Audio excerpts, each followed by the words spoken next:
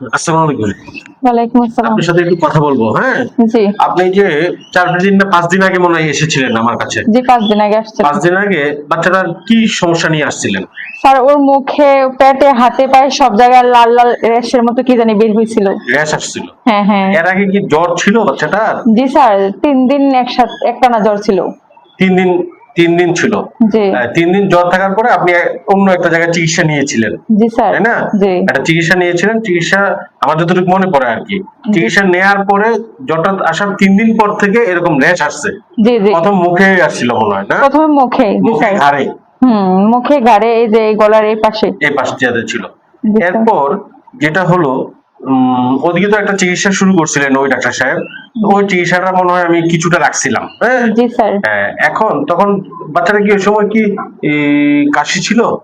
হালকা কাশি ছিল হালকা কিন্তু কাশি। ওই র্যাশ গুলা ছিল না। আচ্ছা। আর আর কি বাচ্চা কি বমি হইতো? প্রচুর বমি হইতো স্যার। প্রচুর বমি হইতো। হ্যাঁ বাচ্চাটা দুর্বল হয়ে গেছিল। জি স্যার আপনি তো ভর্তি চাইছিলেন, আমি বলছি যে ভর্তি দরকার নাই, একটু অপেক্ষা করি আমরা। আর পাতলা পায়খানা ছিল বাচ্চাটার? না স্যার এমন পাতলা পায়খানা ছিল না। না না নাক দিয়ে কি পানি পড়তো? না না তেমন ছিল না জ্বর ছিল চোখ দিয়ে কি ময়লা আসছিল? না স্যার চোখ দিয়ে অনেক ময়লা আসেনি। আচ্ছা যাক।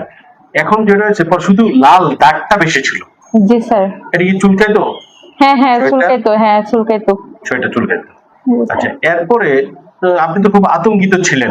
জি স্যার আমি তো ভাবছিলাম ভর্তি দিবেন আমি বলছি আপনাকে যে ভর্তি রাখবেন হুম। আপনি বলছেন যে ইনশাল্লাহ বাড়িতে নিয়ে যান ওষুধগুলো দিয়ে দিচ্ছি এগুলা নিয়মিত খাওয়ান ঠিক হয়ে যাবো ঠিক হয়ে যাবে।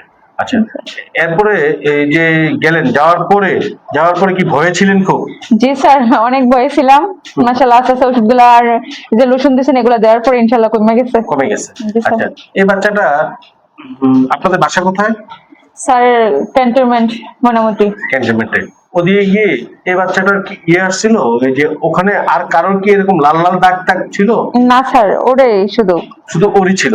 জি স্যার ওরই ছিল। আচ্ছা ঠিক আছে।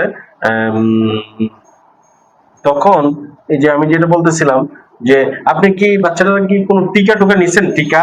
জি স্যার আমি টিকা তো নিছিলাম। হামের টিকা নিয়েছিলেন? জি হামের টিকা কতদিন আগে নিয়েছিলেন? স্যার ১.৫ মাস আগে ওই যে এপ্রিলের ২৬ তারিখে দেওয়া হয়েছিল টিকাগুলা। এটা কিছুটা হামের লক্ষণ ছিল, এটা পুরোপুরি হাম না, কিছুটা হামের লক্ষণ ছিল।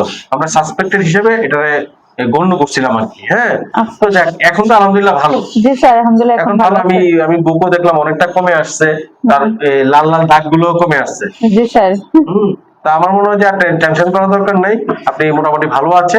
হ্যাঁ, হামের লক্ষণই ছিল সে কমে গেছে। জি হ্যাঁ, স্যার আপনি কি এই উপলক্ষে কিছু বলতে চান? তো আপনারা সবাই স্যারের কাছে আসবেন চিকিৎসা নেবেন ইনশাল্লাহ বাচ্চাগুলো ভালো থাকবে এটাই স্যার। ধন্যবাদ আপনাকে।